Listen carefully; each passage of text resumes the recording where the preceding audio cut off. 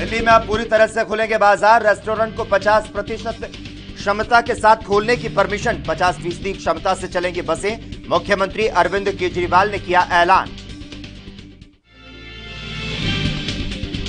उत्तराखंड की कांग्रेस नेता इंदिरा हृदयेश का निधन। दिल्ली के अस्पताल में ली अंतिम सांस। पार्टी मीटिंग में भाग लेने दिल्ली गई थी इंदिरा हृदयेश। सीएम तीरथ सिंह रावत ने जताया शोक।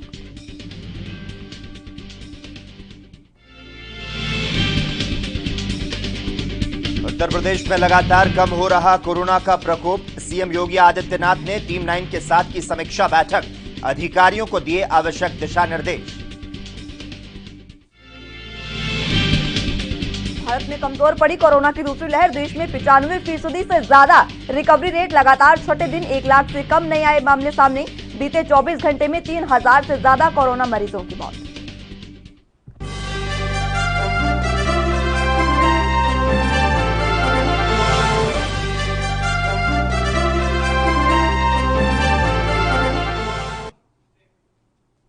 नमस्कार, एनपी न्यूज देख रहे हैं आप और मैं हूं आपके साथ मुस्कान। और मैं हूं आपके साथ लोकेश लकी जगवानी। और अब खबरें विस्तार के साथ। उत्तर प्रदेश में कोरोना महामारी की स्थिति हर दिन के साथ और नियंत्रित होती जा रही है।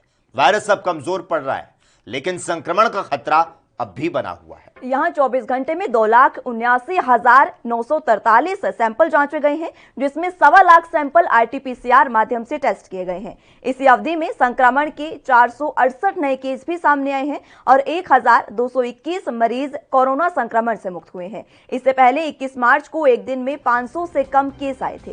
तो वहीं दूसरी तरफ मुख्यमंत्री योगी आदित्यनाथ कोरोना को लेकर लगातार टीम 9 के साथ में बैठक कर रहे हैं। इस दौरान उन्होंने अधिकारियों को कोरोना के मामलों पर नजर बनाए रखने के लिए जरूरी दिशा निर्देश दिए। तो आपको बता दें, लगातार कोरोना के जो केस हैं वो अब कम भी होते नजर आ रहे हैं। कोविड-19 के प्रबंधन हेतु सीएम योगी आदित्यनाथ ने दिशा निर्देश दे दिए हैं।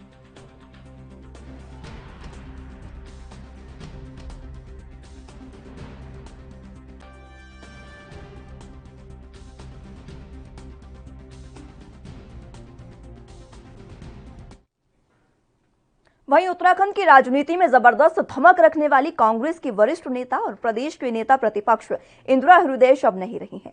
आज रविवार सुबह दिल्ली में हृदय गति रुकने से उनका देहांत हो गया है। सालों से अपने राजनीतिक करियर में इंदिरा हृदयेश ने उत्तराखंड के राजनीति को कई नए मुकाम दिए हैं और प्रदेश में काफी कुछ विकास के काम भी किए हैं। खासकर कुमाऊं मंडल में उनको मदद का मसीहा भी माना जाता है। 7 अप्रैल 1941 में जन्मी इंदिरा हृदयेश ने 80 साल की उम्र में अंतिम सांस ली है। आज सुबह उत्तराखंड सदन में नेता प्रतिपक्ष की तबीयत बिगड़ी तो उन्हें संभाला नहीं जा सका और उनका निधन हो गया। एनडी तिवारी सरकार में इंदिरा का इतना बोलबाला था कि उन्हें सुपर मुख्यमंत्री तक कहा जाता था। उस समय तिवारी सरकार में यह प्रचलित था कि इंदिरा जो कह दे वह पत्थर की लकीर हुआ करती थी।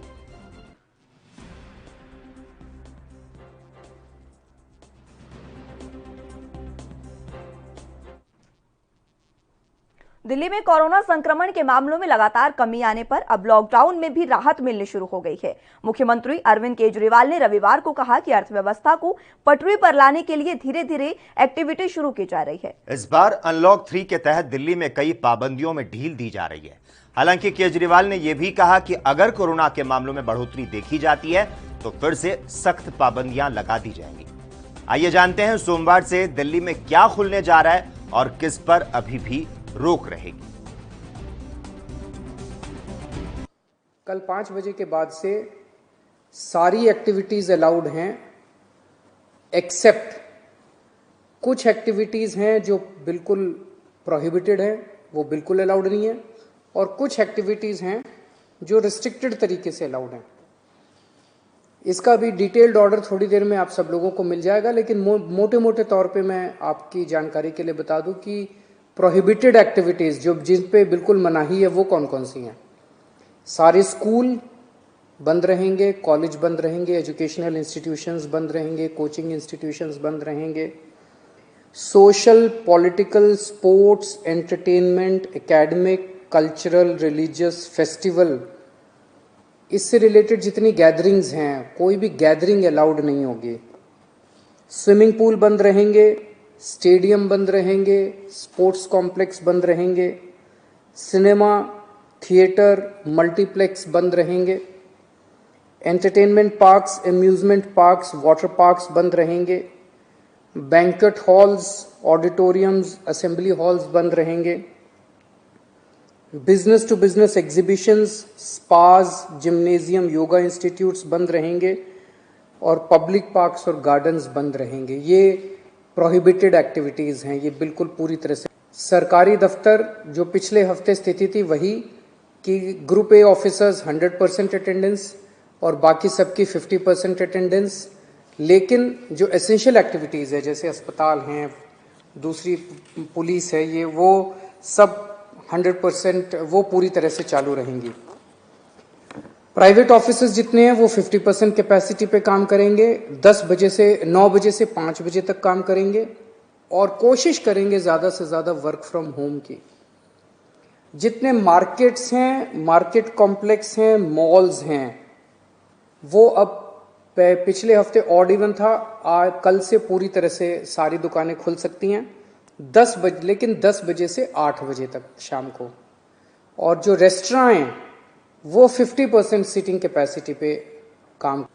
जो शादियां हैं वो पूरी तरह से, अभी पब्लिक प्लेसेस के ऊपर शादियां नहीं हो सकती, बैंक्वेट हॉल में, मैरिज हॉल में, होटल वगैरह में। अगर शादियां होनी है तो 20 से ज़्यादा लोग नहीं होंगे और घर पे या कोर्ट में ही हो सकती है। फ्यूनरल लास्ट राइट्स में 20 से ज़्यादा लोगों की उपस्थिति नहीं हो सकती। दिल्ली मेट्रो में 50% कैपेसिटी, दिल्ली की बसों में 50% capacity, public transport, auto, e rickshaw वगैरह ये भी अलाउड है, लेकिन सबकी अपनी, ऑटो और ई रिक्शा में 2 पैसेंजर्स, टैक्सीज में 2 पैसेंजर्स, फटफट सेवा में 2 पैसेंजर्स, हर एक का एक वो, ताकि सोशल डिस्टेंसिंग बनी रहे, उसका एक उसकी डिटेल्स दी गई हैं। और रिलीजियस प्लेसेस खोले जा रहे हैं पर विजिटर्स अभी फिलहाल अलाउड। देश भर में कोरोना की दूसरी लहर अब दम तोड़ रही है। भारत में लगातार छठे दिन 1 लाख से कम कोविड-19 के नए मामले सामने आए हैं। केंद्रीय स्वास्थ्य मंत्रालय की ओर से जारी ताजा आंकड़ों के अनुसार पिछले 24 घंटे में 80,000 नए मामले दर्ज किए गए हैं, जबकि इस दौरान कोरोना महामारी की चपेट में आकर 3300 से अधिक मरीजों की जान गई है। भारत में फिलहाल 10,26,000 कोरोना के एक्टिव केस हैं। केंद्रीय स्वास्थ्य मंत्रालय के मुताबिक देश में कोरोना मरीजों के ठीक होने की दर यानी कि रिकवरी रेट 95.26% पर पहुंच गई है। मंत्रालय के अनुसार बीते 24 घंटे में कोरोना के 80,834 नए मामले सामने आए, जो कि 71 दिनों में सबसे कम है। जबकि इस दौरान 1,32,000 कोरोना मरीज ठीक भी हुए हैं। बता दें कि पिछले महीने से ही भारत में नए कोरोना मामलों की संख्या घटने के साथ ही मरीजों के ठीक होने की दर यानी रिकवरी रेट में लगातार इजाफा हुआ है।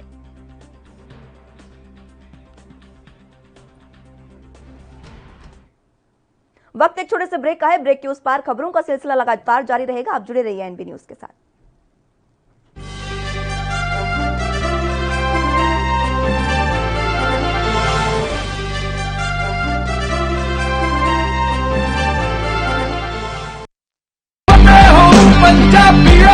फतेह किट ਦਿੱਤੇ ਨੇ ਕਿ ਤੁਹਾਨੂੰ ਕਿਤੇ ਜਾਣ ਦੀ ਲੋੜ ਨਹੀਂ। ਅਗਰ ਤੁਸੀਂ ਪੋਜ਼ਿਟਿਵ ਹੋ, ਸਟੇਜ 1 ਦੇ ਵਿੱਚ ਹੋ, ਲੈਵਲ 1 ਦੇ ਵਿੱਚ ਹੋ, ਆਪਣੇ ਘਰ ਜਾਓ, ਫਤਿਹ ਕਿਟ ਤੁਹਾਨੂੰ ਮਿਲ ਜੂਗਾ।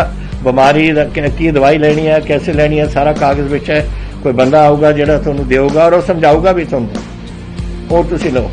ਫਤਿਹ ਹੋ ਪੰਜਾਬੀਓ, ਫਤਿਹ ਹੋਊਗੀ।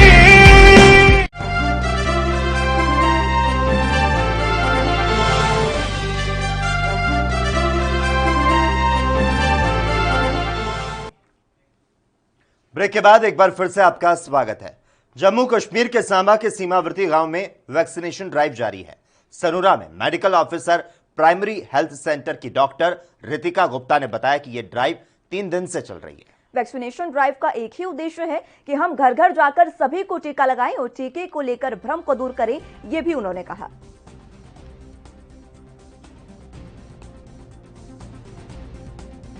ये जो ड्राइव है हमारी, ये 3 दिन से चल रही है। आज 3rd डे है हमारा इस ड्राइव का। तो स्टार्ट किया था हमने सनूरा से। सनूरा कवर करने के बाद हमने राजपुरा, और मैक्सिमम, क्योंकि ये एरिया ब्लॉक राजपुरा जो है ना, ये मैक्सिमम बॉर्डर एरिया है। यहाँ पर 0 लाइन बॉर्डर पर, आज हम जो रगाल विलेज है ये बिल्कुल 0 लाइन बॉर्डर पर है। और जो कल का हमारा शेड्यूल था उसमें हमने चकदुरमा, चलाड़ी, चचवाल, जो 0 लाइन बॉर्डर पर विलेजेस थे उनको कवर किया है। और इस वैक्सीनेशन ड्राइव का एक ही मोटो है कि हम घर घर जाके, कुछ लोगों को ये भी है कि टीका नहीं लगवाना, इससे कोई प्रॉब्लम हो जाएगी, हम वो भ्रम भी दूर कर रहे हैं घर घर जाके कि नहीं, ये टीका आपके लिए अच्छा है, आपको लगवाना चाहिए है। डायबिटिक पेशेंट्स के लिए, जो क्रॉनिक हार्ट डिजीज पेशेंट हैं, उनके लिए ये इम्पोर्टेंट चीज़ है, आपको लगवा लेना। कोरोना संकट को लेकर कांग्रेस पार्टी लगातार केंद्र पर आरोप प्रत्यारोप लगा रही है। केंद्र की ओर से उन दावों और आरोपों का खंडन किया जा रहा है। और इस बीच कांग्रेस नेता राहुल गांधी ने तंज कसते हुए ट्वीट करते हुए एक सवाल उठाया और जवाब भी खुद ही दिया। राहुल गांधी ने पूछा, भारत सरकार का सबसे कुशल मंत्रालय कौन सा है? और इसी ट्वीट में उन्होंने आगे लिखा, झूठ और फालतू नारे लगाने वाला गुप्त मंत्रालय। एक दिन पहले उन्होंने महामारी, महंगाई, बेरोजगारी के मुद्दे पर ट्वीट किया था। ट्वीट में लिखा था, महामारी, महंगाई, बेरोजगारी जो सब देखकर भी बैठे हैं मौन, जन जन देश का जनता देख रही है।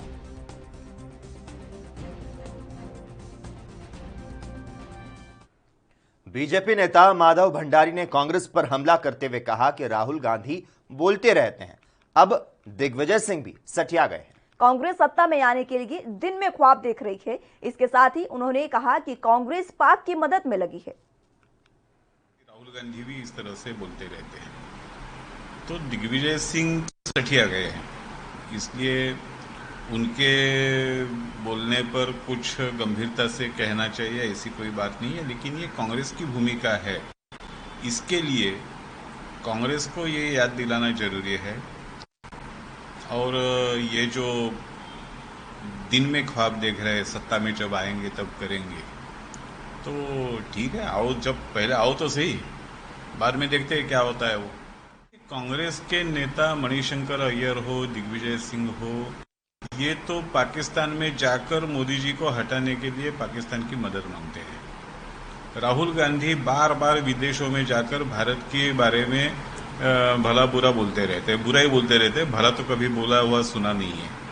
तो ये कांग्रेस की सोची समझी नीति है कि दुनिया भर में जाकर भारत की नाचक्की करो, भारत में ज़्यादा से ज़्यादा बुरा बोलते रहो और भारत की छवि बिगाड़ते रहो, ये उनका कार्यक्रम है। प्रियंका गांधी की स्टेटमेंट नहीं है कि भारत के प्रधानमंत्री पिछले 7 सालों में एक भी दिन के लिए छुट्टी पर कहीं गए नहीं है। 2 महीने के लिए, 4 महीने के लिए भारत छोड़कर विदेशों में भाग जाने वाले जो लोग हैं और विदेशों में जाकर छुपने वाले जो लोग हैं, कहाँ जाते हैं बोलते नहीं है, क्यों जाते हैं वो बोलते नहीं है, क्या किया है वो कहते नहीं है, ऐसे लोगों को ये बात करने का अधिकार नहीं। वहीं बीजेपी नेता राम कदम ने कहा कि सारे विरोधी दल कुछ भी मिलकर प्रयास करें, 2024 का चुनाव बीजेपी जीतेगी। उन्होंने महाराष्ट्र सरकार पर हमला करते हुए कहा कि कोरोना के कारण हुई मौतों के आंकड़े भी अब छुपाए जा रहे हैं। राष्ट्रवादी दल के नेता नवाब मलिक कहते हैं कि शरद पवार जी देश के सभी दलों को इकट्ठे करके विपक्ष का एक विकल्प बनाने का प्रयास करेंगे, पर उनका ही यह सपना महाराष्ट्र के कांग्रेस के प्रांत अध्यक्ष नाना पटोले जी ने पूरी तरह से निशानाबूद कर दिया।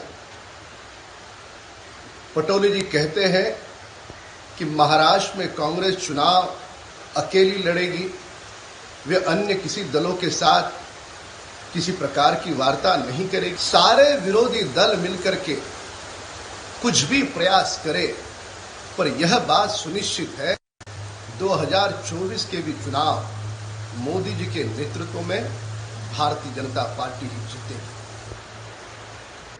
और महाराष्ट्र के ये दोनों दल, इन दोनों दलों में आपसी मनमुटाव है। ये तीनों दल 3 अलग अलग दिशाओं की तरफ रुख करें तो महाराष्ट्र का विकास कैसा होगा? और वही कारण है कि कोरोना से जूझते समय महाराष्ट्र की सरकार। वक्त एक छोटे से ब्रेक का है। ब्रेक के उस पार एक बार फिर से खबरों का सिलसिला शुरू करेंगे। आप जुड़े रहिए एनबी न्यूज के साथ।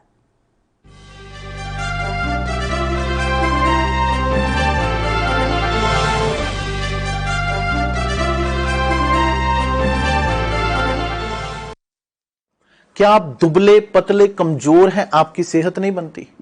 भूख कम लगती है, वजन नहीं बढ़ता?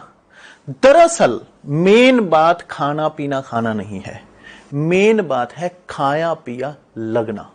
और अगर खाया पिया लगेगा ही नहीं तो सेहत बनेगी कैसे? इसलिए हमारी संस्था सन्यासी आयुर्वेदा ने एक ऐसी दवा बनाई है जो कि आपके पाचन तंत्र को, आपके लीवर सिस्टम को ठीक करने का काम करती है, ताकि आप जो भी खाएं उसका पूरे का पूरा निचोड़ आपके शरीर को लगे, आपकी भूख बढ़े, खाया पिया सही से लगे, नया खून बने, हड्डियों में जान आए, वजन बढ़े, ताकत बढ़े, चेहरे पर नूर आए और आप मोटे तगड़े खूबसूरत पर्सनैलिटी के मालिक बन जाएं। यह दवा पूरी तरह से आयुर्वेदिक होती है। इसका शरीर पर कोई भी साइड इफेक्ट, कोई भी नुकसान या दुष्प्रभाव नहीं होता। लड़के लड़कियां दोनों इसका इस्तेमाल कर सकते हैं और पहले 15 दिन के अंदर ही आपको इसका असर महसूस हो जाएगा। सिर्फ 650 रुपए की पूरे 1 महीने की दवा होती है और आप इसे घर बैठे 01145454545 पर फोन करके दवा मंगवा सकते हैं।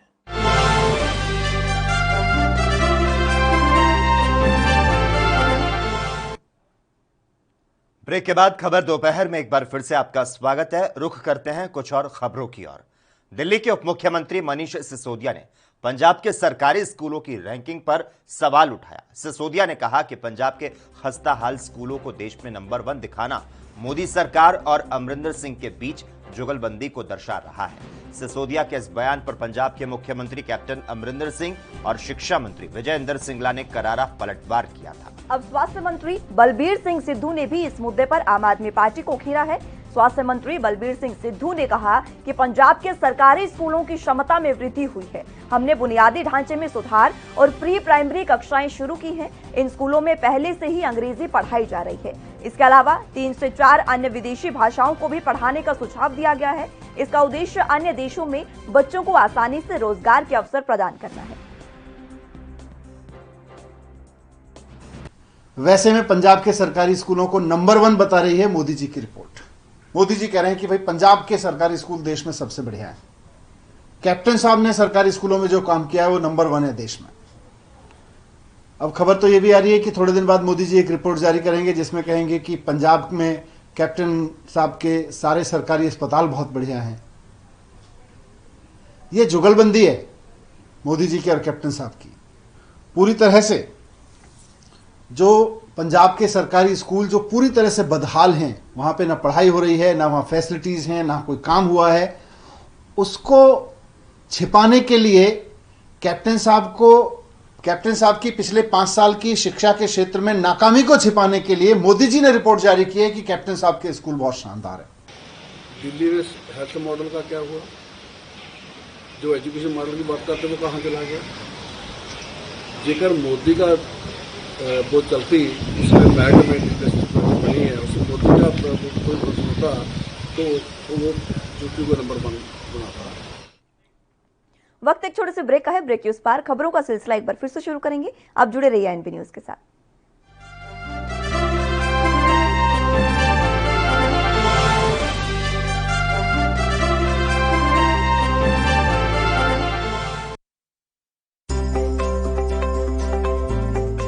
देश ਦੇ ਨਾਲ ਹੀ ਪੂਰੇ ਪੰਜਾਬ ਵਿੱਚ ਵੀ ਕੋਰੋਨਾ ਵੈਕਸੀਨੇਸ਼ਨ ਮੁਹਿੰਮ ਪੂਰੇ ਜ਼ੋਰਾਂ ਤੇ ਹੈ। ਜਿੱਥੇ ਬਜ਼ੁਰਗ ਲਾਈਨਾਂ 'ਚ ਲੱਗ ਕੇ ਵੈਕਸੀਨ ਲਗਵਾ ਰਹੇ ਨੇ ਤੇ ਉੱਥੇ ਹੀ ਯੂਥ ਵੀ ਵੱਧ ਚੜ ਕੇ ਵੈਕਸੀਨ ਲਗਵਾਉਣ ਲਈ ਅੱਗੇ ਆ ਰਹੇ ਨੇ।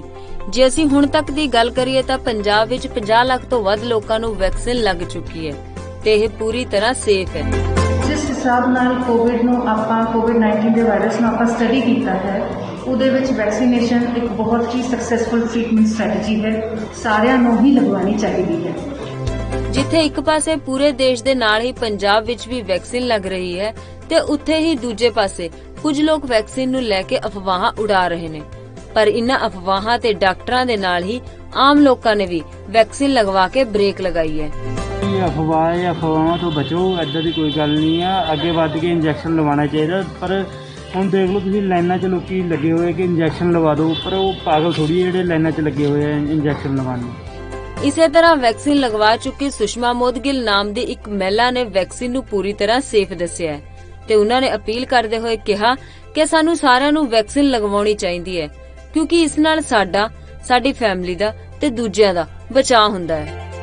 मेरी लोगों से एक ही अपील है कि वैक्सीन जो है वो एक हमारा अधिकार है और इस अधिकार से हमें पीछे नहीं हटना चाहिए, ये हमें जरूर लगवानी चाहिए क्योंकि इसी से हमारे यहाँ जो है बचाव है और बचाव में ही दूसरों का बचाव है। फर्स्टली हम जब खुद का बचाव करते हैं तभी हम अपनी फैमिली का बचाव करते हैं और दूसरों के साथ जब हम मिलते हैं तो शायद इसमें दूसरे पर्सन को भी हम सेफ रखते हैं।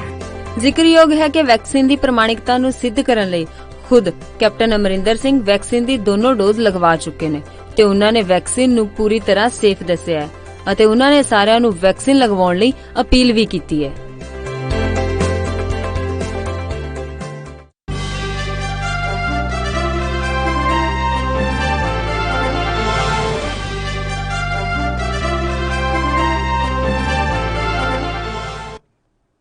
ब्रेक के बाद बुलेटिन में एक बार फिर से आपका स्वागत है। राजस्थान के बीकानेर में जिला प्रशासन द्वारा 45 से ज्यादा उम्र के लोगों को वैन में वैक्सीन लगाया जा रहा है। वहीं कलेक्टर का कहना है कि हमने भीड़ वाले इलाकों में मोबाइल वैन वैक्सीनेशन शुरू किया है। उन्होंने कहा कि जहां से 45 से अधिक उम्र के लोगों को आसानी से वैक्सीन लगवा सकते हैं, 3 दिनों में करीब 65,000 लोगों को वैक्सीन लगा भी दी गई है।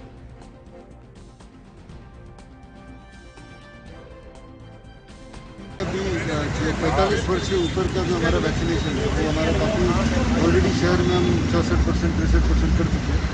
जो हमारे कैंप लग रहे थे हमारे अस्पताल में उसमें 45 वर्ष से ऊपर के लोगों का कम करना, उसको देखते हुए निर्णय लिया गया कि अब हम बड़े एरिया जहाँ भीड़ रहती है, बस स्टैंड है, ऐसी जगहों पर मोबाइल कैंप लगाएंगे और वहीं पर ही लोग जो कन्वीनियंटली अपने आप को वैक्सीनेट करा सकें। उसकी तरफ से 3 वैन शुरू की गई है, अलग अलग क्षेत्रों में जाकर खड़ी हो रही है। अभी तो मुझे बताया गया कि इस रामनगरी अयोध्या में भव्य राम मंदिर निर्माण के लिए निर्माण समिति की बैठक राम जन्मभूमि परिसर में हुई। इस दौरान राम मंदिर निर्माण समिति के अध्यक्ष पूर्व IAS अधिकारी नृपेंद्र मिश्रा ने श्री राम जन्मभूमि तीर्थ क्षेत्र ट्रस्ट के पदाधिकारियों और निर्माण एजेंसी के अधिकारियों के साथ चर्चा की। वहीं इस बैठक में नृपेंद्र मिश्र के साथ श्री राम जन्मभूमि तीर्थ क्षेत्र ट्रस्ट के महामंत्री चंपत राय बंसल, ट्रस्ट के सदस्य डॉक्टर अनिल मिश्रा और विमलेंद्र मोहन मिश्रा भी मौजूद रहे हैं। इन सभी के साथ कार्यदायी संस्था L&T और टाटा कंसल्टेंट के अधिकारी भी मौजूद रहे हैं। वहीं बैठक में पहले नृपेंद्र मिश्र ने पुराने गर्भगृह स्थल का निरीक्षण भी किया। बता दें कि श्री राम जन्मभूमि तीर्थ क्षेत्र ट्रस्ट का लक्ष्य अयोध्या में भव्य राम मंदिर का निर्माण 2024 से पहले पूरा करने का है, जिसे लेकर ट्रस्ट की ओर से बैठकें की गई हैं।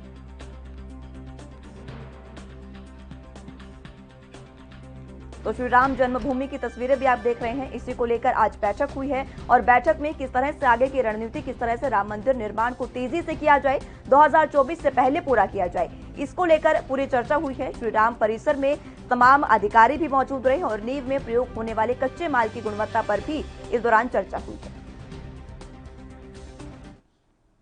वक्त एक छोटे से ब्रेक का है, फौरन हाजिर होंगे।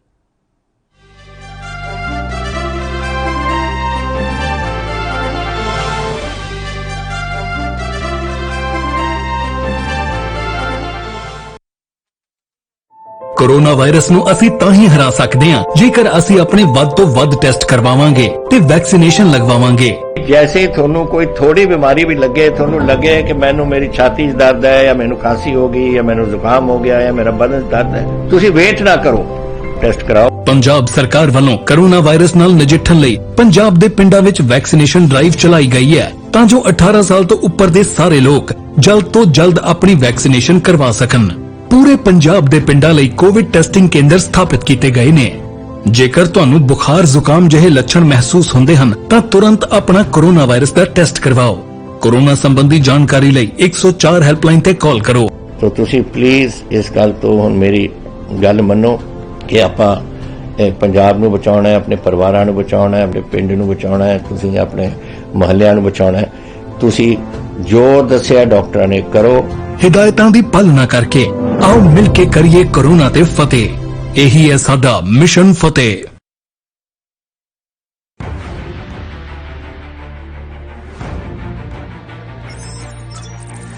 खबर चाहे सियासत की हो या सरकार की, खबर चाहे भ्रष्टाचार की हो या गुनहगार की, दिन भर में क्या रहा देश जगत का हाल, किस मुद्दे ने बनाई किसकी सरकार, रखते हैं हम सब पर नजर, पहुंचाते हैं हम हर खबर। हम हैं ANB न्यूज। कम ब्रेक और ज्यादा खबरों के साथ देखिए ANB news in channel number पर।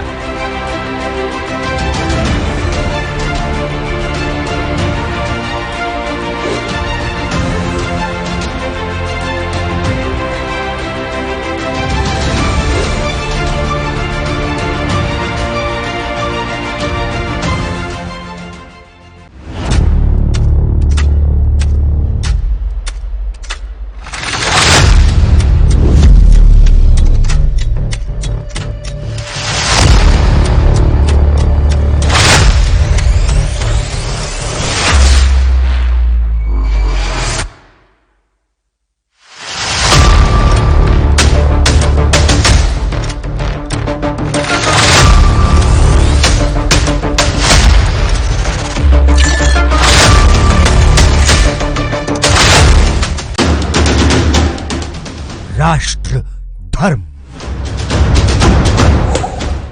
रात 8 बजे सिर्फ ANB न्यूज पर। क्या आप दुबले पतले कमजोर हैं, आपकी सेहत नहीं बनती, भूख कम लगती है, वजन नहीं बढ़ता? दरअसल मेन बात खाना पीना खाना नहीं है, मेन बात है खाया पिया लगना। और अगर खाया पिया लगेगा ही नहीं तो सेहत बनेगी कैसे?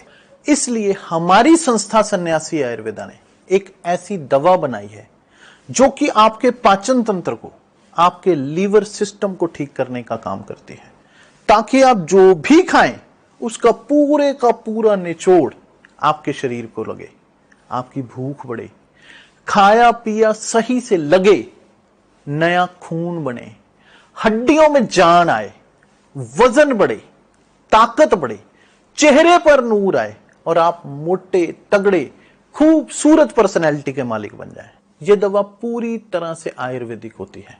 इसका शरीर पर कोई भी साइड इफेक्ट, कोई भी नुकसान या दुष्प्रभाव नहीं होता। लड़के लड़कियां दोनों इसका इस्तेमाल कर सकते हैं और पहले 15 दिन के अंदर ही आपको इसका असर महसूस हो जाएगा।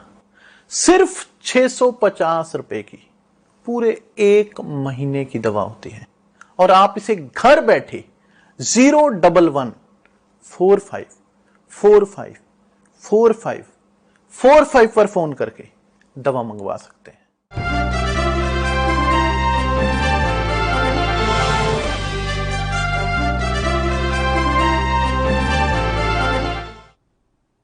ब्रेक के बाद एक बार फिर से आपका स्वागत है। उत्तर प्रदेश के लखीमपुर खीरी में बदमाशों के बीच मुठभेड़ हुई। मुठभेड़ में 25,000 के इनामी डकैत यूसुफ बंजारा को पैर में गोली लगी। यूसुफ बंजारा पर पहले से कई गंभीर आपराधिक मुकदमे दर्ज हैं और पुलिस को काफी समय से इस बदमाश की तलाश थी। जिले के पुलिस अधीक्षक विजय ढुल का कहना है कि देर रात पुलिस को मुखबिर की सूचना मिली थी और यूसुफ बंजारा के कटारिया नदी के पास जंगल में छुपे होने की यह सूचना थी। पुलिस ने मौके पर पहुंचकर मुठभेड़ के दौरान गिरफ्तार उसे किया है। इसके ऊपर 25,000 का इनाम भी घोषित है और इसके गिरोह के 2 लोग पहले गिरफ्तार किए जा चुके हैं। इसकी गिरफ्तारी के बाद क्षेत्र में लूट और डकैती जैसी आपराधिक मामलों में कमी आएगी और लगातार हर अपराधियों को गिरफ्तार करने के प्रयास में भी पुलिस लगी हुई है। तो पुलिस और बदमाशों के बीच में आपको बता दें मुठभेड़ हुई है और 25,000 के इनामी बदमाश को यहां पर गिरफ्तार भी किया गया है। आपको बता दें जिले के पुलिस अधीक्षक विजय ढुल का कहना रहा कि देर रात पुलिस को मुखबिर की सूचना मिली थी कि यूसुफ बंजारा के कटीना नदी के पास जंगल में इसे छुपा हुआ है और पुलिस ने मौके पर पहुंचकर गिरफ्तार किया। आज प्रातः थाना मोहम्मदी पर जनपद के कई थानों से वांछित चल रहे यूसुफ बंजारा नाम के अपराधी की क्षेत्र में प्रेजेंस होने के संबंध में लाभप्रद सूचना प्राप्त हुई। इस सूचना पर थाना मोहम्मदी टीम के द्वारा यूसुफ बंजारा को जब अरेस्ट करने का प्रयास किया गया तो उसके द्वारा पुलिस टीम पे फायरिंग की गई। आत्मरक्षा और जवाबी फायरिंग में यूसुफ बंजारा के पैर में गोली लगी। पुलिस के द्वारा मौके पर यूसुफ को हिरासत में लेकर उसके कब्जे से एक तमंचा, एक खोखा कारतूस और 3 जिंदा कारतूस बरामद किए गए। यूसुफ बंजारा को प्राथमिक उपचार के बाद जिला हॉस्पिटल रेफर किया गया है। प्रकरण में पुलिस के द्वारा सुसंगत धाराओं में अभियोग पंजीकृत कर अग्रिम विधिक कार्य। वक्त एक छोटे से ब्रेक का है। ब्रेक के उस पार खबरों का सिलसिला दोबारा शुरू करेंगे।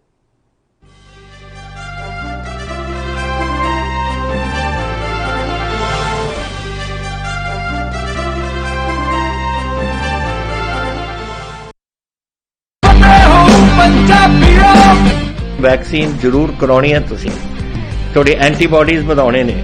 ਜਦੋਂ ਤੁਹਾਡੇ ਐਂਟੀਬॉडीज ਵਧਣਗੇ ਉਹ ਐਂਟੀਬॉडीज ਨੇ ਜਿਹੜੀ ਕੋਰੋਨਾ ਦੇ ਨਾਲ ਜੰਗ ਲੜ ਸਕਦੀ ਹੈ ਤੁਹਾਡੇ ਬॉडीज ਦੇ ਵਿੱਚ।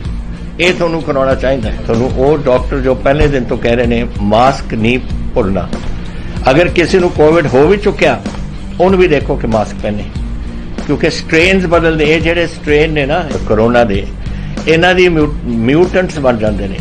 ਇਸ ਕਰਕੇ ਤੁਸੀਂ ਉਹ ਜੋ ਬੇਸਿਕ ਚੀਜ਼ਾਂ ਨੇ, ਮਾਸਕ ਪਹਿਨਣਾ, ਹੱਥ ਧੋਣੇ, सोशल डिस्टेंसिंग रखनी ये जरूरी है। ਤੁਹਾਨੂੰ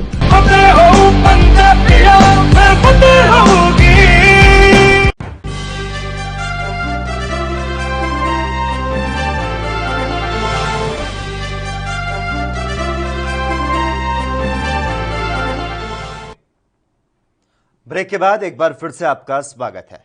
अमेठी के रहने वाली एक लड़की ने अपनी बीमार मां के साथ हुए दुष्कर्म की शिकायत सांसद स्मृति ईरानी से की। लड़की का आरोप है कि लखनऊ के राम मनोहर लोहिया अस्पताल के मेडिकल स्टाफ ने उसकी मां के साथ दुष्कर्म किया। लड़की ने बताया कि तबीयत खराब होने की वजह से गौरीगंज अस्पताल में उसकी मां को लखनऊ के राम मनोहर लोहिया अस्पताल में रेफर कर दिया था। लोहिया अस्पताल में इमरजेंसी के बाद डॉक्टर्स ने उन्हें 4th फ्लोर पर शिफ्ट कर दिया, जिसके बाद परिवार को उनसे मिलने की परमिशन तक नहीं दी गई। लड़की ने कहा कि काफी मिन्नतों के बाद 2 दिन बाद जब वो अपनी मां से मिली तो उन्होंने अपने साथ हुए दुष्कर्म और मारपीट की पूरी वारदात और अपनी आप बीती अपनी बेटी को बताई। जब वो पुलिस में शिकायत लेकर पहुंची तो वहां भी उसकी सुनवाई नहीं हुई। अमेठी के सांसद और केंद्रीय मंत्री स्मृति ईरानी शनिवार को जब जिला मुख्यालय पहुंची तो लड़की ने रोते हुए पूरा मामला उनके सामने बयां किया। लड़की की शिकायत सुनते ही स्मृति ईरानी ने डीएम और एसपी को मामले की जांच के उचित कार्रवाई के भी निर्देश दे दिए हैं। वहीं डीएम अरुण कुमार ने बताया कि लड़के के गंभीर आरोपों के बाद मामले की जांच के लिए एक कमेटी बनाई गई है।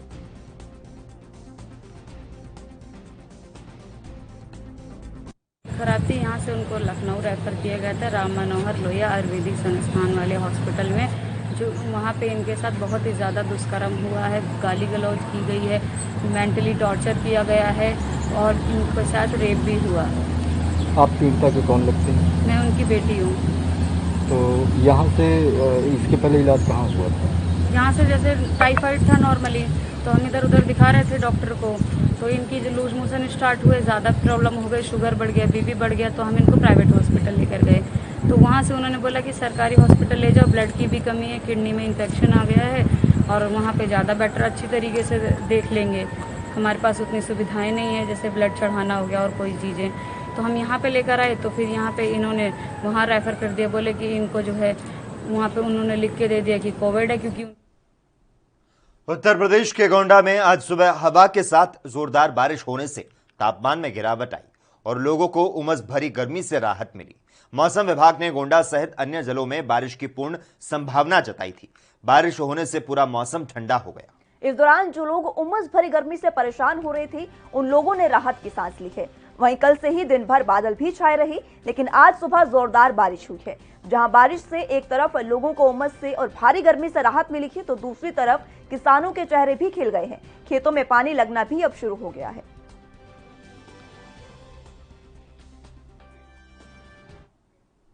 वक्त एक छोटे से ब्रेक का है। ब्रेक के उस पार फौरन हाजिर होंगे।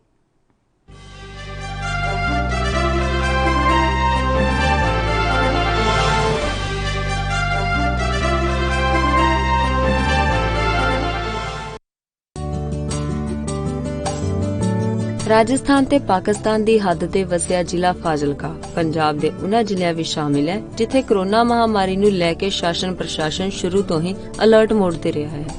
ਇੱਥੇ ਮੁੱਖ ਮੰਤਰੀ ਕੈਪਟਨ ਅਮਰਿੰਦਰ ਸਿੰਘ ਦੇ ਹੁਕਮਾਂ ਅਨੁਸਾਰ ਸਿਹਤ ਵਿਭਾਗ ਵੱਲੋਂ ਸੈਂਪਲਿੰਗ ਦਾ ਕੰਮ ਜ਼ੋਰਾਂ ਤੇ ਹੈ ਅਤੇ ਜਿਹੜੇ ਲੋਕ ਕੋਰੋਨਾ ਪੋਜ਼ਿਟਿਵ ਹੋ ਰਹੇ ਨੇ ਉਹਨਾਂ ਦੀ ਰਿਕਵਰੀ ਲਈ ਵੱਖ-ਵੱਖ ਟੀਮਾਂ ਜੰਗੀ ਪੱਧਰ ਤੇ ਦਿਨ ਰਾਤ ਕੰਮ ਤੇ ਲੱਗੀਆਂ ਹੋਈਆਂ ਨੇ। ਜੇ ਗੱਲ ਰਿਕਵਰੀ ਦੀ ਕਰੀਏ ਤਾਂ ਹੁਣ ਤੱਕ ਜ਼ਿਲ੍ਹੇ ਵਿੱਚ 15,000 ਤੋਂ ਵੱਧ ਲੋਕ ਠੀਕ ਹੋ ਕੇ ਆਪਣੇ ਘਰਾਂ ਨੂੰ ਜਾ ਚੁੱਕੇ ਨੇ ਤੇ 3,000 ਦੇ ਕਰੀਬ ਲੋਕ ਹੋਮ ਆਈਸੋਲੇਸ਼ਨ ਦੇ ਵਿੱਚ ਆਪਣਾ ਇਲਾਜ ਕਰਵਾ ਰਹੇ ਨੇ। ਸਿਹਤ ਵਿਭਾਗ ਦੀਆਂ ਟੀਮਾਂ ਵੀ ਸਮੇਂ ਸਿਰ ਉਹਨਾਂ ਦੀ ਸਾਰ ਲੈਂਦੀ ਰਹਿੰਦੀ ਹੈ।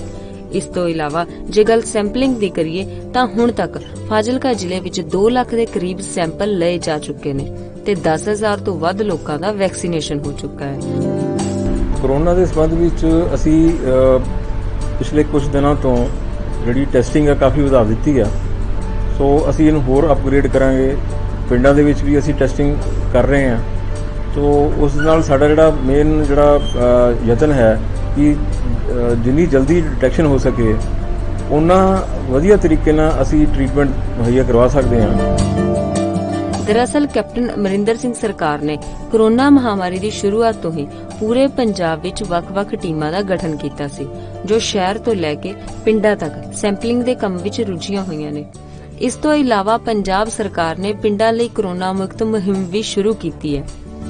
ਕੋਰੋਨਾ ਪਿੰਡ ਮੁਕਤ ਅਭਿਆਨ ਤੇ ਉਸ ਚ ਵੀ ਇਹਨਾਂ ਨੇ ਜਿਹੜੇ ਸਾਡੇ ਕਰੀਬ 100 ਦੇ ਕਰੀਬ ਹੈਲਥ ਵੈਲਨੈਸ ਸੈਂਟਰ ਨੇ ਪੂਰੇ ਜ਼ਿਲ੍ਹੇ ਵਿੱਚ, ਉਹ ਸਾਰੇ 100 ਦੇ 100 ਹੈਲਥ 94 ਹੈ ਆਈ ਐਮ ਨੋਟ ਸ਼ੋਰ, ਤੇ ਉਹਨਾਂ ਸਾਰੀਆਂ ਜਗ੍ਹਾਵਾਂ ਤੇ ਕੋਵਿਡ ਟੈਸਟਿੰਗ ਸਟਾਰਟ ਕਰ ਦਿੱਤੀ ਗਈ ਹੈ ਜੀ। ਜ਼ਿਕਰਯੋਗ ਹੈ ਕਿ ਪੰਜਾਬ ਦੀ ਕੈਪਟਨ ਅਮਰਿੰਦਰ ਸਿੰਘ ਸਰਕਾਰ ਨੇ ਸ਼ੁਰੂ ਤੋਂ ਹੀ ਇਸ ਵਾਇਰਸ ਦੇ ਪ੍ਰਕੋਪ ਨੂੰ ਸਮਝਿਆ ਤੇ ਇਸ ਨੂੰ ਜ਼ਿਆਦਾ ਫੈਲਣ ਨਹੀਂ ਦਿੱਤਾ ਕਿਉਂਕਿ ਸਰਕਾਰ ਆਪਣਾ ਫਰਜ਼ ਸਮਝਦੀ ਹੈ।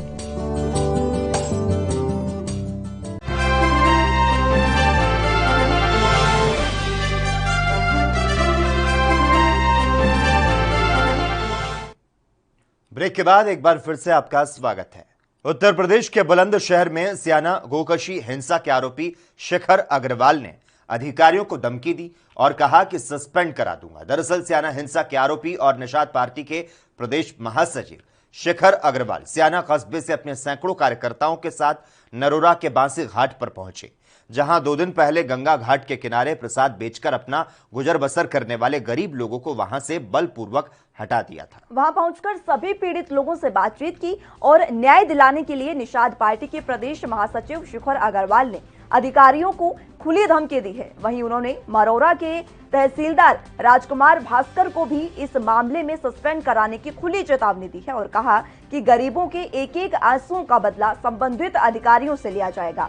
जब तक इन अधिकारियों को खून के आंसू ना रुला दूं, तब तक चैन नहीं लूंगा।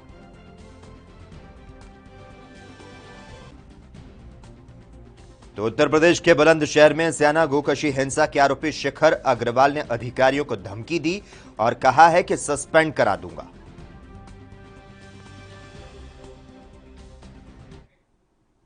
एक तरफ जहां उत्तर प्रदेश सरकार स्वास्थ्य को लेकर कड़े निर्देश जारी करती है, तो वहीं महाराजगंज जिला ठीक इसके विपरीत चलता है। महाराजगंज जिले में स्वास्थ्य महकमा उल्टी गंगा बहाते हुए मुख्यमंत्री की सोच पर पलिता लगाने का काम कर रहा है। दरअसल महाराजगंज जिले के सभी अस्पतालों में लगभग अल्ट्रासाउंड मशीन, एक्सरे मशीन और पैथोलॉजी की व्यवस्था होते हुए भी लोग बाहर से जांच कराने को मजबूर हो रहे हैं, क्योंकि इसको चलाने वाले डॉक्टर या तो मौजूद नहीं है या फिर डॉक्टर ही उपलब्ध नहीं है। वहीं कुछ स्थानीय लोगों का कहना है कि पैसों की बंदरबाट के लिए लोग डॉक्टरों की उपलब्धता और कमी की बात करके बाहर से ही जांच कराने की सलाह देते हैं, क्योंकि बाहर जो जांच होगी उसका आधा कमीशन डॉक्टरों की जेबों में सीधा जाएगा। के तहत एक षड्यंत्र के तहत वो सारी की सारी ही बंद रखी जा रही है। यहाँ के जो डॉक्टर हैं, अधीक्षक हैं और ये सारे स्वास्थ्य कर्मी हैं, ये सारे मिल करके जो है इन योजनाओं को पलीता लगा करके गरीबों के साथ खिलवाड़ कर रहे हैं। और ये सारे जितने जांच बाहर के लिए लिखे जा रहे हैं, बाहर से कराने के लिए भेजते हैं, उसमें इन लोगों की आधी कमी पर जो है अल्ट्रासाउंड भी है, पैथोलॉजी के अन्य भी जांच के जरूरी उपकरण हैं।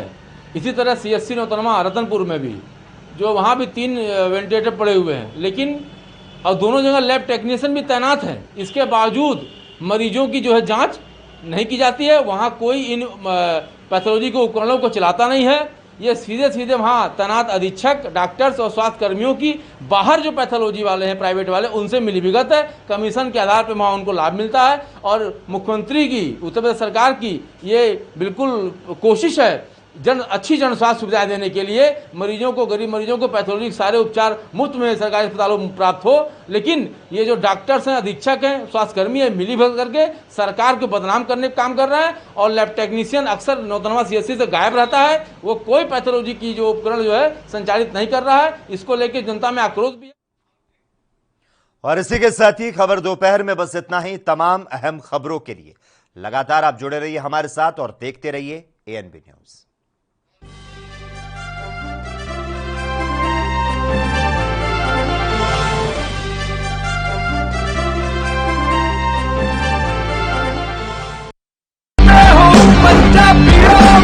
रूरल कोरोना वॉलंटियर्स कह के एक 7 ਬੰਦਿਆਂ ਦਾ ਗਰੁੱਪ ਹਰ ਪਿੰਡ ਦੇ ਵਿੱਚ ਬਣਾਇਆ ਜਾਏ। ਉਹ 7 ਮੈਂਬਰ ਦਾ ਗਰੁੱਪ ਆਪਣੇ ਪਿੰਡਾਂ ਦੇ ਵਿੱਚ ਘੁੰਮੇ ਔਰ ਇਹਦੇ ਵਿੱਚ ਉਹਨਾਂ ਨੂੰ ਐਮਫਸਾਈਜ਼ ਕਰਨਾ ਚਾਹੀਦਾ ਹੈ ਟੈਸਟ ਕਰੋ, ਜੈਸੇ ਮੈਂ ਤੁਹਾਨੂੰ ਦੱਸਿਆ।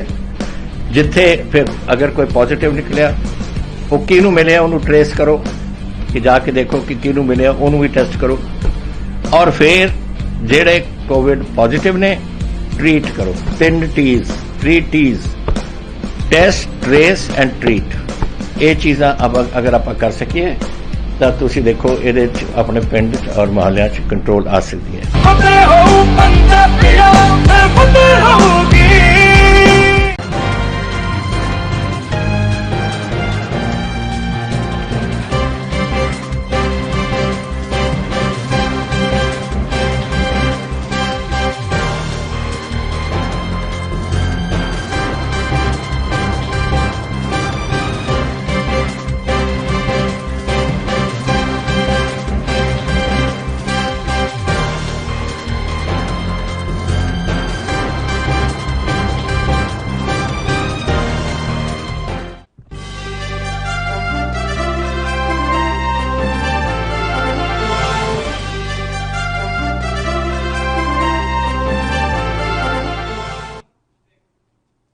नमस्कार, एएनबी न्यूज देख रहे हैं आप और मैं हूं आपके साथ मुस्कान और मैं हूं आपके साथ लोकेश लकी जगवानी। और अब खबरें विस्तार के साथ।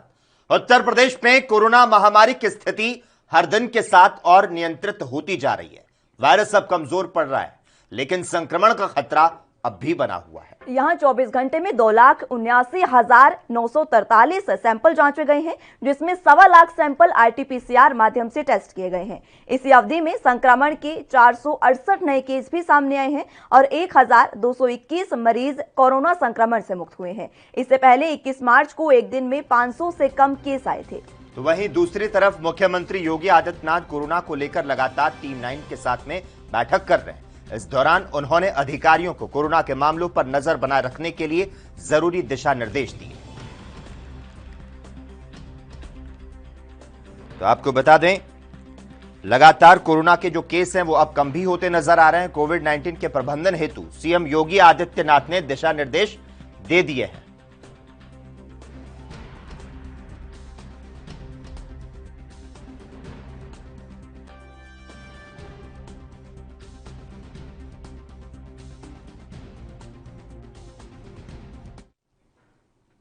वहीं उत्तराखंड की राजनीति में जबरदस्त धमक रखने वाली कांग्रेस की वरिष्ठ नेता और प्रदेश के नेता प्रतिपक्ष इंदिरा हृदयेश अब नहीं रही हैं।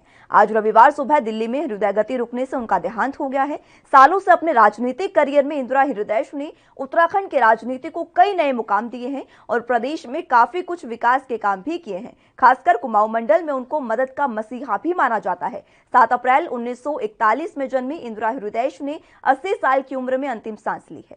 आज सुबह उत्तराखंड सदन में नेता प्रतिपक्ष की तबीयत बिगड़ी तो उन्हें संभाला नहीं जा सका और उनका निधन हो गया। एनडी तिवारी सरकार में इंदिरा का इतना बोलबाला था कि उन्हें सुपर मुख्यमंत्री तक कहा जाता था। उस समय तिवारी सरकार में यह प्रचलित था कि इंदिरा जो कह दे वह पत्थर की लकीर हुआ करती थी।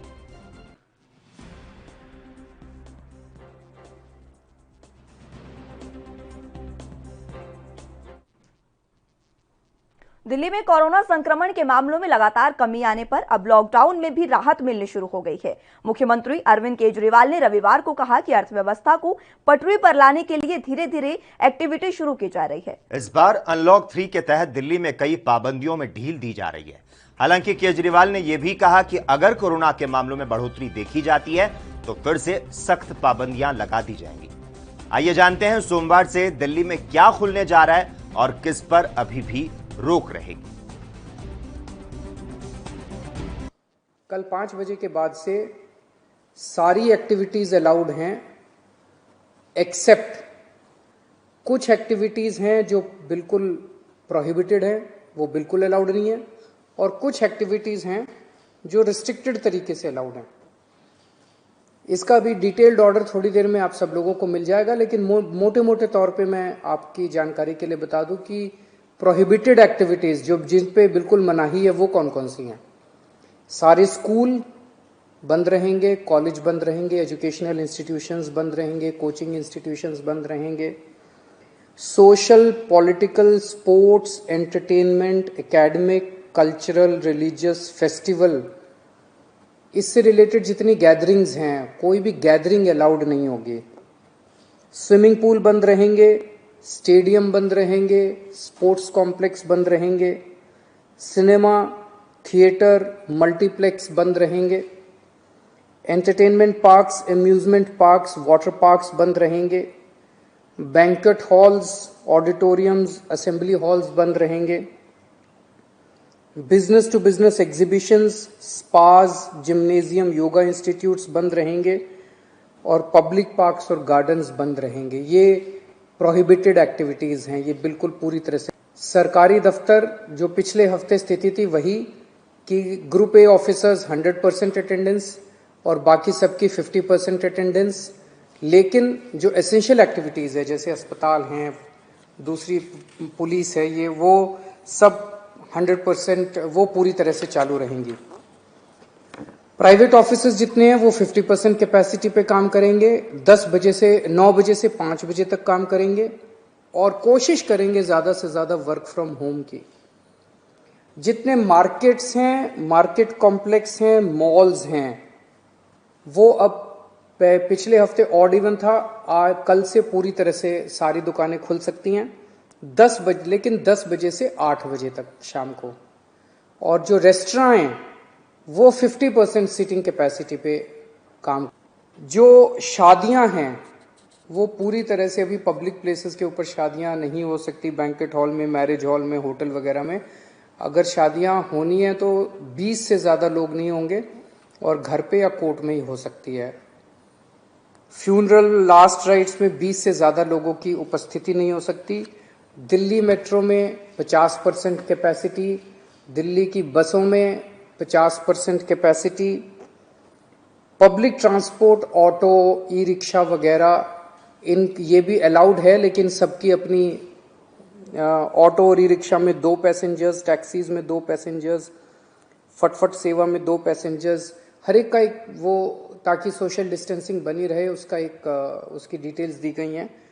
और रिलीजियस प्लेसेस खोले जा रहे हैं, पर विजिटर्स अभी फिलहाल अलाउड। देश भर में कोरोना की दूसरी लहर अब दम तोड़ रही है। भारत में लगातार छठे दिन 1 लाख से कम कोविड-19 के नए मामले सामने आए हैं। केंद्रीय स्वास्थ्य मंत्रालय की ओर से जारी ताजा आंकड़ों के अनुसार पिछले 24 घंटे में 80,000 नए मामले दर्ज किए गए हैं, जबकि इस दौरान कोरोना महामारी की चपेट में आकर 3300 से अधिक मरीजों की जान गई है। भारत में फिलहाल 10,26,000 कोरोना के एक्टिव केस हैं। केंद्रीय स्वास्थ्य मंत्रालय के मुताबिक देश में कोरोना मरीजों के ठीक होने की दर यानी कि रिकवरी रेट 95.26% पर पहुंच गई है। मंत्रालय के अनुसार बीते 24 घंटे में कोरोना के 80,834 नए मामले सामने आए, जो कि 71 दिनों में सबसे कम है। जबकि इस दौरान 1,32,000 कोरोना मरीज ठीक भी हुए हैं। बता दें कि पिछले महीने से ही भारत में नए कोरोना मामलों की संख्या घटने के साथ ही मरीजों के ठीक होने की दर यानी रिकवरी रेट में लगातार इजाफा हुआ है।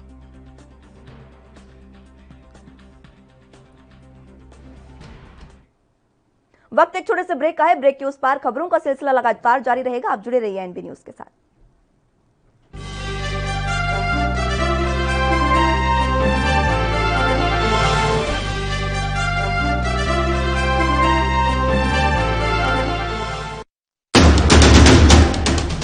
राष्ट्र धर्म।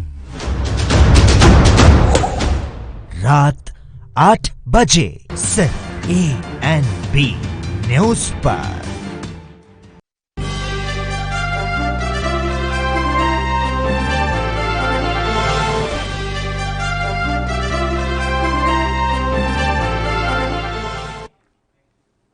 ब्रेक के बाद एक बार फिर से आपका स्वागत है।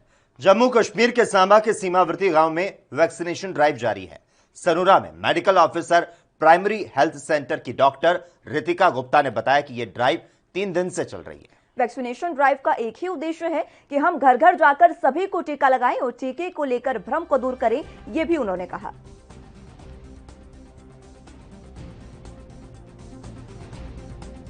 ये जो ड्राइव है हमारी ये 3 दिन से चल रही है। आज 3rd डे है हमारा इस ड्राइव का। तो स्टार्ट किया था हमने सनूरा से। सनूरा कवर करने के बाद हमने राजपुरा और मैक्सिमम, क्योंकि ये एरिया ब्लॉक राजपुरा जो है ना, ये मैक्सिमम बॉर्डर एरिया है। यहाँ पर 0 लाइन बॉर्डर पर आज हम जो रगाल विलेज है ये बिल्कुल 0 लाइन बॉर्डर पर है।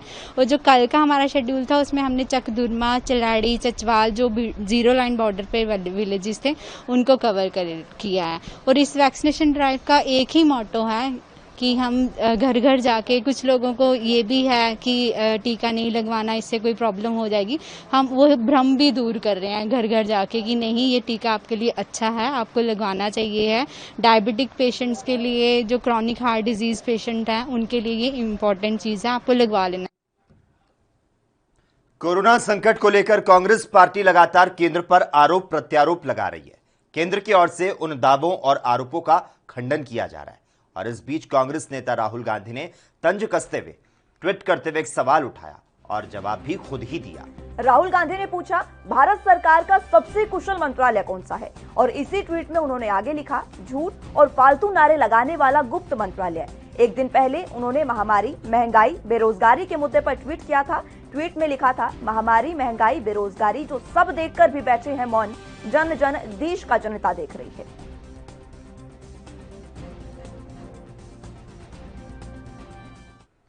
बीजेपी नेता माधव भंडारी ने कांग्रेस पर हमला करते हुए कहा कि राहुल गांधी बोलते रहते हैं, अब दिग्विजय सिंह भी सटिया गए हैं। कांग्रेस सत्ता में आने के लिए दिन में ख्वाब देख रही है। इसके साथ ही उन्होंने कहा कि कांग्रेस पाक की मदद में लगी है। राहुल गांधी भी इस तरह से बोलते रहते हैं तो दिग्विजय सिंह सटिया गए हैं, इसलिए उनके बोलने पर कुछ गंभीरता से कहना चाहिए, ऐसी कोई बात नहीं है। लेकिन ये कांग्रेस की भूमिका है, इसके लिए कांग्रेस को ये याद दिलाना जरूरी है। और ये जो दिन में ख्वाब देख रहे हैं, सत्ता में जब आएंगे तब करेंगे, तो ठीक है, आओ, जब पहले आओ तो सही, बाद में देखते हैं क्या होता है। वो कांग्रेस के नेता मणिशंकर अय्यर हो, दिग्विजय सिंह हो, ये तो पाकिस्तान में जाकर मोदी जी को हटाने के लिए पाकिस्तान की मदद मांगते हैं। राहुल गांधी बार बार विदेशों में जाकर भारत के बारे में भला बुरा बोलते रहते हैं, बुरा ही बोलते रहते हैं, भला तो कभी बोला हुआ सुना नहीं है। तो ये कांग्रेस की सोची समझी नीति है कि दुनिया भर में जाकर भारत की नाचक्की करो, भारत में ज़्यादा से ज़्यादा बुरा बोलते रहो और भारत की छवि बिगाड़ते रहो, ये उनका कार्यक्रम है। प्रियंका गांधी की स्टेटमेंट नहीं है कि भारत के प्रधानमंत्री पिछले 7 सालों में एक भी दिन के लिए छुट्टी पर कहीं गए नहीं है। 2 महीने के लिए, 4 महीने के लिए भारत छोड़कर विदेशों में भाग जाने वाले जो लोग हैं और विदेशों में जाकर छुपने वाले जो लोग हैं, कहाँ जाते हैं बोलते नहीं है, क्यों जाते हैं वो बोलते नहीं है, क्या किया है वो कहते नहीं है, ऐसे लोगों को ये बात करने का अधिकार नहीं। वहीं बीजेपी नेता राम कदम ने कहा कि सारे विरोधी दल कुछ भी मिलकर प्रयास करें, 2024 का चुनाव बीजेपी जीतेगी। उन्होंने महाराष्ट्र सरकार पर हमला करते हुए कहा कि कोरोना के कारण हुई मौतों के आंकड़े भी अब छुपाए जा रहे हैं। राष्ट्रवादी दल के नेता नवाब मलिक कहते हैं कि शरद पवार जी देश के सभी दलों को इकट्ठे करके विपक्ष का एक विकल्प बनाने का प्रयास करेंगे, पर उनका ही यह सपना महाराष्ट्र के कांग्रेस के प्रांत अध्यक्ष नाना पटोले जी ने पूरी तरह से निशानाबूद कर दिया। पटोले जी कहते हैं कि महाराष्ट्र में कांग्रेस चुनाव अकेली लड़ेगी वे अन्य किसी दलों के साथ किसी प्रकार की वार्ता नहीं करेगी। सारे विरोधी दल मिलकर के कुछ भी प्रयास करे, पर यह बात सुनिश्चित है 2024 के भी चुनाव मोदी जी के नेतृत्व में भारतीय जनता पार्टी ही जीतेगी। और महाराष्ट्र के ये दोनों दल, इन दोनों दलों में आपसी मनमुटाव है। ये तीनों दल तीन अलग अलग दिशाओं की तरफ रुख करें तो महाराष्ट्र का विकास कैसा होगा? और वही कारण है कि कोरोना से जूझते समय महाराष्ट्र की सरकार। वक्त एक छोटे से ब्रेक का है। ब्रेक के उस पार एक बार फिर से खबरों का सिलसिला शुरू करेंगे। आप जुड़े रहिए एनबी न्यूज के साथ।